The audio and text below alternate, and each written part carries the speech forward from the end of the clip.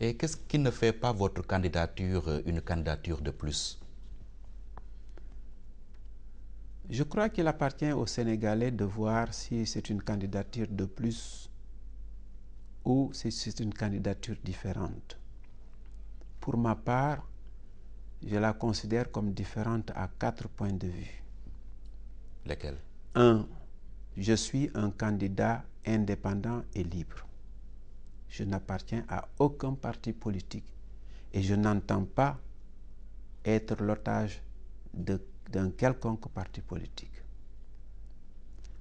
Ce n'est pas que les partis politiques aient démérité, et ils auront certainement, et ils ont déjà des candidats. Mais c'est quand même une différence que je veux souligner.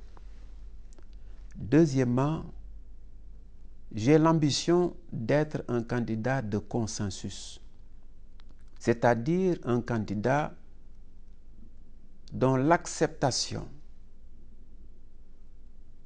sera transversale. Il va aller au-delà de ma personne, au-delà de ceux qui me soutiennent aujourd'hui, et va s'élargir à la frange la plus large possible du peuple sénégalais. Troisièmement, je m'engage en politique comme je me suis toujours engagé, c'est-à-dire avec détermination mais humilité, et surtout avec la volonté de changer les choses, de moraliser l'environnement politique sénégalais, d'assainir la gestion économique et financière de ce pays et d'œuvrer pour le retour des valeurs cardinales de notre société qui sont aujourd'hui perverties. Enfin, quatrièmement, j'entends, si le peuple sénégalais me fait confiance en m'élisant comme son serviteur, m'assurer que je reste conforme à ma personnalité, c'est-à-dire que je ne suis mû que par les intérêts supérieurs de la nation. Voilà pourquoi, entre autres raisons, je considère que ma candidature est différente.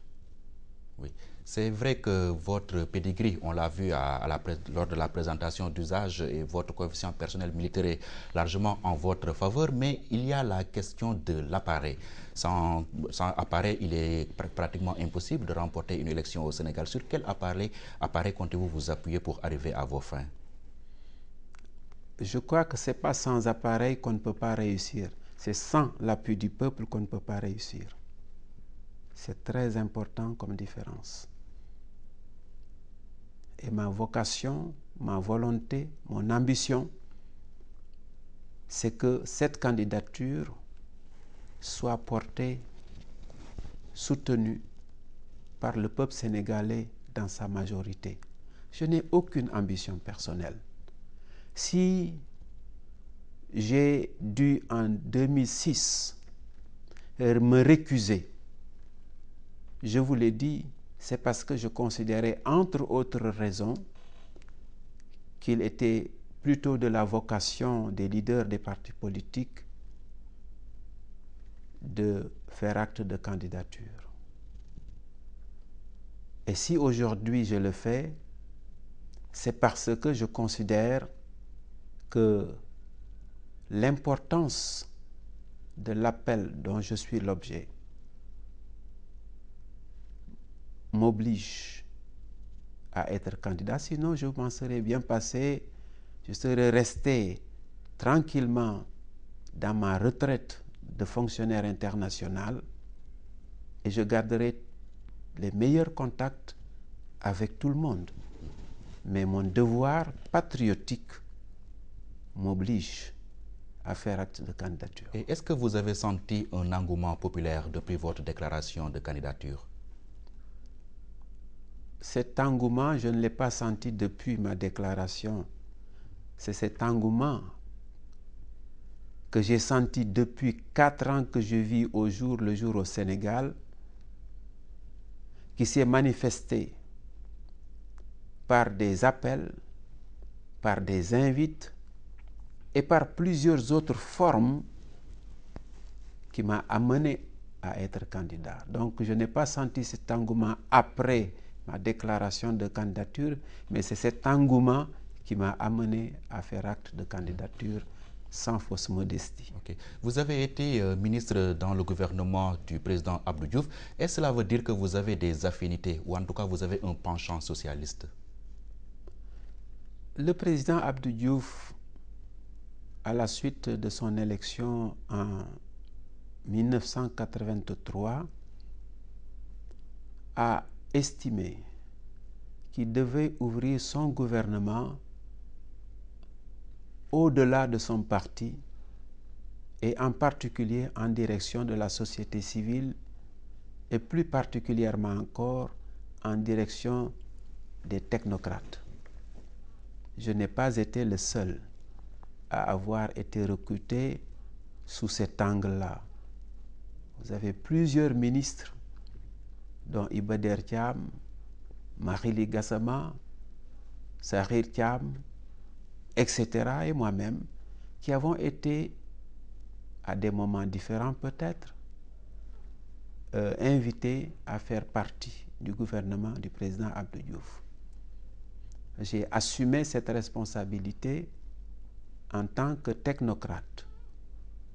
Et je pense que j'ai donné le meilleur de moi-même en tant que ministre de l'Enseignement supérieur en 83-84 et en tant que ministre des Affaires étrangères de 1984 à 1990. Donc rien ne vous lie au Parti socialiste?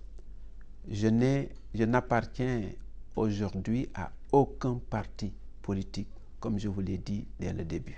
Mais vous espérez grignoter au moins sur l'électorat socialiste? Je n'espère grignoter nulle part. J'espère que le peuple sénégalais, par-delà les clivages politiques, me fera confiance. Vous avez fait état tout à l'heure de votre volonté de devenir un candidat consensuel. N'est-ce pas là un appel du pied à Benno Siggil Sénégal qui est en train de chercher ce fameux candidat consensuel? L'appel que j'ai lancé à l'occasion de ma déclaration de candidature s'adresse à tous les patriotes. Et j'ai bien dit tous les vrais patriotes qui ne sont mus que par l'intérêt supérieur de la nation. Je n'ai aucune autre ambition que de servir mon pays. Maintenant, vous avez parlé d'un groupement qui s'appelle Benno Siggil Sénégal, pour lequel j'ai le plus grand respect, comme j'ai le plus grand respect pour d'autres formations politiques qui sont en dehors de Benno Siggil Sénégal, comme le PDS ou comme les partis non alignés. Mais je ne fais pas d'exclusive. J'invite tout le monde, à la seule condition que ceux qui viennent soient des patriotes mus par le service supérieur de la nation et qui soient complètement désintéressés. C'est le seul critère. Il est exigeant, mais il est unique. Vous vous engagez de mettre ou d'appliquer les conclusions des assises nationales. Est-ce que cela veut dire que vous ne pouvez pas trouver mieux que ça? Les assises nationales n'appartiennent à personne. C'est une réflexion qui a regroupé les meilleurs cadres de ce pays. Et je pèse bien mes mots. Sauf le camp du pouvoir, qui les a boycottés. Je ne parle pas en termes de camp. Je parle en termes de la qualité de l'expertise. Je dis bien que les experts qui se sont réunis à Benno Sénégal sont parmi les meilleurs de ce pays. Il y en a qui appartiennent à des partis politiques, il y en a qui appartiennent à des syndicats, il y en a qui appartiennent à des organisations de la société civile, Il y en a qui sont des individus, mais force est de constater que c'est une crème de l'expertise sénégalaise qui a accouché des assises nationales. Et je crois que nous devons tous nous réclamer de ces assises. Bien sûr, au début, on a pu penser que c'était une machine politique dirigée contre tel ou tel camp, en particulier contre le régime. C'est de bonne guerre, surtout qu'il y avait des partis d'opposition.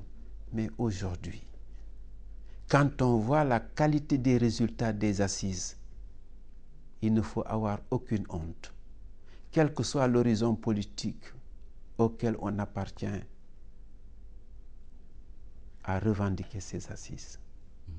Donc, je m'adosserai aux conclusions des assises nationales et à la charte de gouvernance démocratique dans le cadre du programme de gouvernement que j'entends mettre en œuvre. Et pourquoi vous n'avez pas intégré Benno Siggil Sénégal? Parce que visiblement, vous partagez les idéaux du groupe. Il faut faire la différence entre les assises nationales et Benno Siggil Sénégal. Benno Siggil Sénégal est un regroupement de partis politiques. Initiateur des assises. Je ne dis pas que initiateur des assises.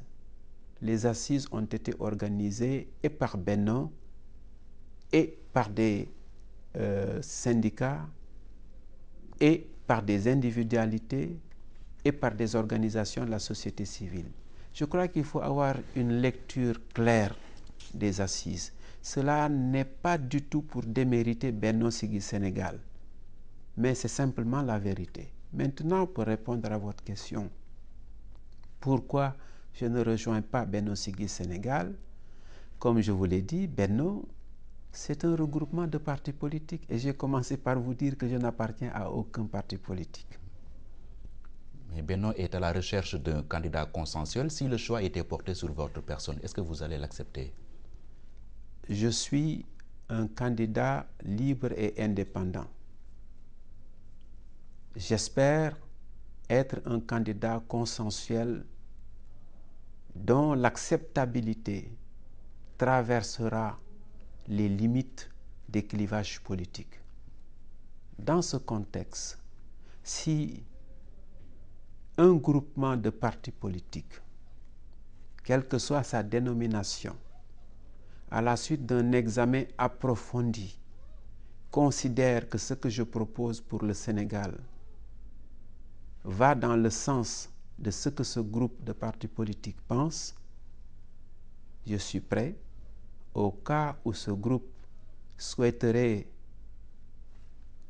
rejoindre ma candidature, à considérer que ma candidature est une candidature de ce groupe également.